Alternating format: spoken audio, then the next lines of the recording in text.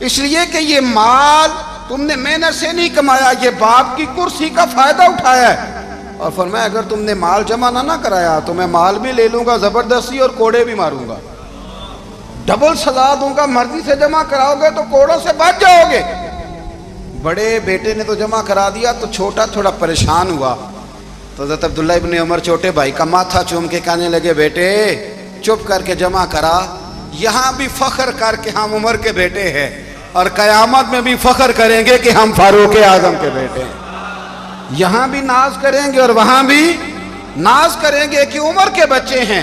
ہمارے باپ نے خود بھی حلال ہی کھایا ہے، اور جب ہماری کمانے کی باری آئی ہے تو ہمیں حکم بھی حلال کھانے کا دیا ہے۔ بھائی ہمارا مزاج نہیں۔ بچہ جب لے کے آتا ہے 2 لاکھ روپیہ تو کبھی پوچھے کہاں سے آیا ہے؟ جب وہ پہلے دن غلط دوستوں کے پاس جا کے بیٹھتا ہے تو کبھی نکالا گھر سے اسے؟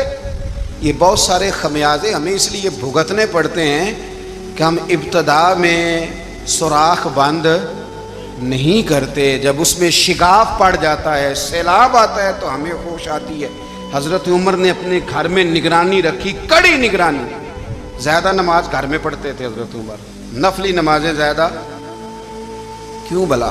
میرے اصحاب مجھے حکم دیتے تھے کہ فرض نماز کے علاوہ نمازیں گھر میں پڑھنا، بچوں کو عادت پڑے گی، ذوق پیدا ہوگا، ان کو پتہ چلے گا کہ ہمارے گھر میں 5 وقت کوئی اور کام بھی ہوتا ہے۔ بھائی یاد رکھیں کہ آپ نے اگر سجدہ کرنا ہے تو بچہ لیٹ جائے گا، اسے پتہ کوئی نہیں سجدہ کیا ہے، لیکن جب گھر میں کبھی قرآن ابا جی کھول ہی نہ، میں اکثر کہتا ہوں جب ابا جی کا موڈ بن جائے نا لیکچر دینے کا، وہ گھر میں شروع ہو جاتے ہیں، کہتے ہیں آپ لوگ نماز نہیں پڑھتے اس لیے میرے کاروبار میں برکت کوئی نہیں، تم سویرے قرآن پاک نہیں کھولتے تو میں تباہ ہو گیا۔ تو میاں آپ نے کب گھر میں قرآن پاک کھولا تھا؟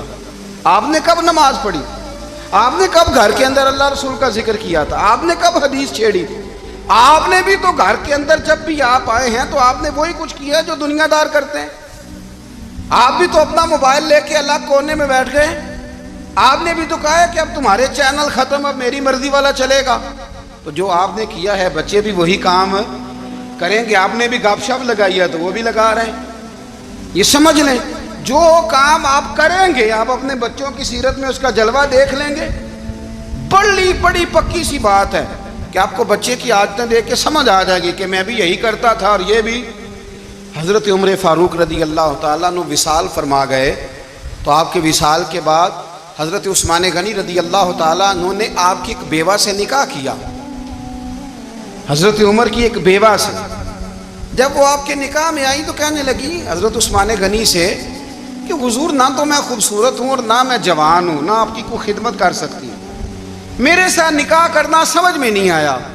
کیا شاندار جواب دیا حضرت عثمان غنی نے، کیا خوبصورت جواب دیا۔ فرمانے لگے میں نے اس لیے نکاح نہیں کیا کہ مجھے تمہارے حسن سے دلچسپی تھی یا تمہاری خدمت کی ضرورت تھی، میں نے تو اس لیے نکاح کیا ہے کہ مجھے بتاؤ عمر فاروق گھر کے اندر اپنے رب کی عبادت کس طرح کرتے تھے، وہ قرآن پاک کس طرح پڑھتے تھے، وہ رویا کیسے کرتے تھے، استغفار کا طریقہ کیا، کس وقت کس انداز میں وہ اپنے رب کو یاد کرتے تھے۔ اس لیے کہ عمر کئی دفعہ گھر سے آتا تھا تو میں اس کے چہرے پر نور دیکھا کرتا تھا، میں روشنی دیکھتا تھا، ایک معیار دیکھتا تھا۔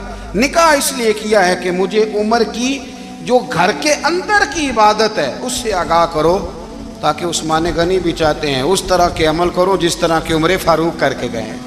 بھائی جب تک ہم اپنے گھر میں وہ توجہ نہیں دیں گے، وہ مزاج دیکھیں نا، ہمارے گھروں میں جب نقشہ پاس ہوتا ہے تو ٹی وی لان بھی اس میں ہوتا ہے، ڈرائنگ روم بھی ہوتا ہے، نماز کی جگہ بھی ہوتی ہے نقشے میں۔ صحابہ جب گھر بناتے تھے تو ایک مسجد بیت کا نقشہ پاس کرتے تھے، ذہن میں رکھتے تھے کہ یہ کونا نماز کے لیے، وہاں جوتے لے کے کوئی نہیں جائے گا، وہاں نماز پڑھی جاتی تھی، عورتیں وہاں اعتکاف کرتی تھیں۔ ٹی وی لان تو آ گیا ہے اور گھر کے اندر ٹی وی رکھنے کے لیے تو ایک کمرہ الگ سے بنا دیا گیا ہے، اور اب جو نئے نقشے پاس ہو رہے ہیں اس کے اندر گھروں کے اندر جگہ بنائی گئی ہے جہاں کمپیوٹر رکھے جائیں گے، اور بچوں کے لیے وائرنگ ہوگی نیچے تاکہ انہیں کوئی مشکل درپیش نہ ہو۔ یہ ساری چیزیں ہم نے نہانے کے لیے گھروں کے اندر اتنے بڑے واش روم بنائے ہیں کہ لگتا یہ ہے کہ سوائے نہانے کے اور کام ہی نہیں کوئی گھر میں ہوگا، ہر چیز آ گئی، پر اللہ کرے کوئی تفسیر بھی ٹیبل پہ پڑی نظر آئے، کوئی حدیث کی کتاب بھی ٹیبل پہ پڑی نظر آئے. اللہ کرے کہ جس طرح ابا لطیفہ سن کے آتا ہے تو جب تک سنا نہ لے اسے ہضم نہیں ہوتا. اللہ کرے کہ وہ جمعے میں بیان سن کے جائے تو اس کا بھی دل کرے میں اپنے بچوں کو سناؤں. وہ نبی پاک کی کوئی حدیث کہیں سے سنے تو گھر جا کے سنائے. جب تک یہ معیار نہیں بنتا آپ کیسے توقع کرتے ہیں کہ گھر کے اندر اللہ کی رحمتیں نازل ہوں گی؟